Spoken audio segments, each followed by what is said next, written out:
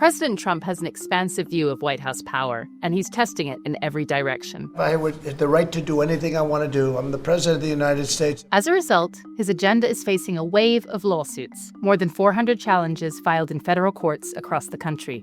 All these cases have one big thing in common. They argue that Trump has overstepped his authority.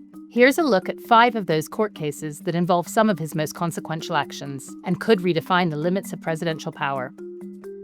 Trade policy is one of the biggest and earliest tests for the Trump administration at the Supreme Court. In this case, an educational toy company and a small wine importer are challenging Trump's decision to impose sweeping tariffs by declaring a national emergency.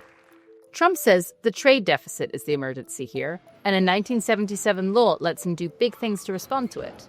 But tariffs aren't the only area where Trump has invoked an emergency. He cited emergency authority for everything from imposing sanctions on the International Criminal Court to deploying National Guard troops in California, Oregon, and Illinois.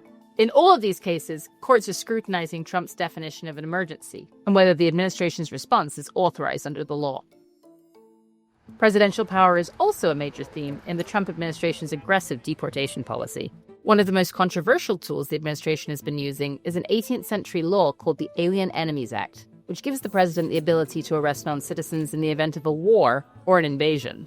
The Trump administration says that law means it can rapidly detain hundreds of Venezuelans and send them to a mega prison in El Salvador.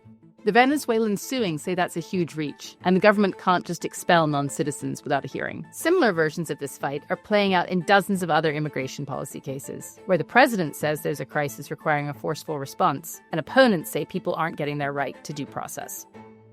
Then there's the matter of birthright citizenship, and what the Constitution says about it. On Inauguration Day, Trump issued an executive order denying American citizenship to the children of illegal immigrants and temporary visitors to the United States. We're the only country in the world that does this with birthright, as you know.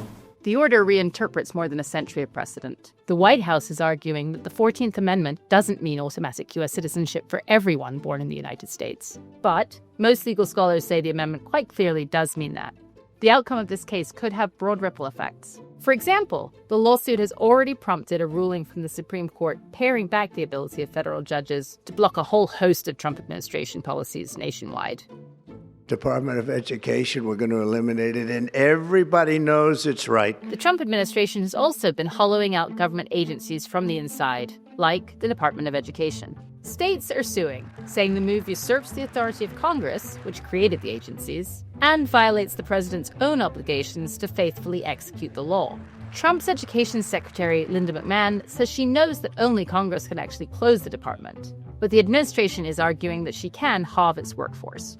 There are more than 150 other cases challenging the administration's attempts to change the structure of government and withhold funds appropriated by Congress, all involving a similar central argument, that Trump is taking power that the Constitution gives to the legislative branch. Lawyers for the government say that it's up to the executive branch to decide how many employees the education department needs. Critics of that argument say that would mean the administration could undo any laws it doesn't like, simply by firing the people who carry them out.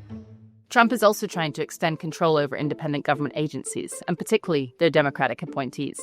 In the most high-profile attempt so far, Trump administration officials have accused Federal Reserve Governor Lisa Cook of mortgage fraud, and the president wants to fire her from the central bank's board. Cook says he's concocted a reason to get her off the board in order to undermine the independence of the Fed. She seems to have had an infraction, and she can't have an infraction, and especially that infraction because she's in charge of, if you think about it, mortgages, and we need people that are 100% above board, and it doesn't seem like she was. The Supreme Court's conservative majority has previously allowed Trump to dismiss officials from other independent government agencies, while these lawsuits continue. But they have signaled they believe the Fed is unique and enjoys more protections from presidential intervention, and the court is letting Cook keep her job for now. Together, the cases about the Fed and the other independent agencies could shape just how much power the president gets over the entire executive branch. Each of these cases involve profound questions about the power of the presidency and its relationship to Congress, the courts, the Constitution, and the civil service. They could set the parameters of White House authority for decades to come.